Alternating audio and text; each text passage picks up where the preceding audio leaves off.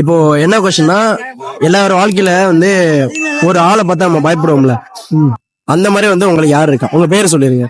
என் பேர் ஜெகதீஷ். நான் வரைக்கும் எங்க அப்பா அம்மா கூட பயப்பட மாட்டேன். என் ஆளுக்கு தான் நான் பயப்படுறது. அது எக்ஸ் அந்த பிள்ளைக்கு தான் நான் பயப்படுறேன். மிச்சம் யாருக்குமே பயப்பட மாட்டேன் நான். அப்பாக்கே பயப்பட மாட்டீங்களா? எதனால பயப்படுவீங்க?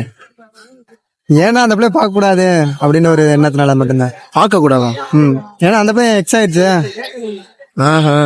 அதனால அந்த பிள்ளைய பார்க்க கூடாது நம்ம அப்படின்னு சொல்லி விலகி போயிட்டு இருக்கு. மறுபடியும் சந்திக்கவே கூடாதுன்னு ஒரு சந்திக்க கூடாது நான் நினைக்கிறேன். அதே ஒரே பஸ்ல வர பார்க்க கூடாதுன்னு நின்று அடுத்த பஸ்ல போறேன். சரி. ப்ரோ நீங்க யாருக்கு பயப்படுவீங்க? ப்ரோ என் பேர் மூர்த்தி. துரோகி கூட இருந்து துரோகம் பண்றேன் அவனை பார்க்கவே கூடாது. ஓகே. அப்பா அம்மா நீங்க பயப்பட மாட்டீங்க? அப்பாவுக்கு அம்மாவுக்கு யாருக்கு பயப்படுவீங்க? சரி, நீங்க யாருக்கு பயப்படுவீங்க? நான் எங்க அப்பாவுக்கு தான் ப்ரோ. எதனால?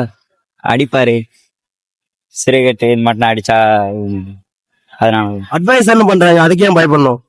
அடிப்பாங்கல்ல. சரி. அப்பா ஆனா உங்க அப்பா பிடிக்குமா உங்களுக்கு? பிடிக்கும்.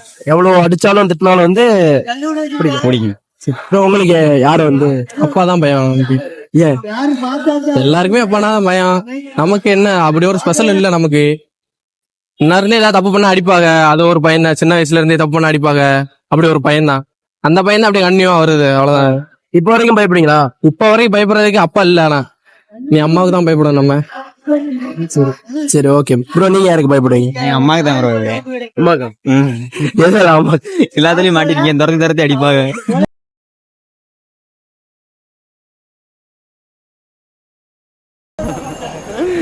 என்ன மாதிரி வெப்பன்ஸ் எல்லாம் யூஸ் பண்ணுவாங்க அடிக்கிறது?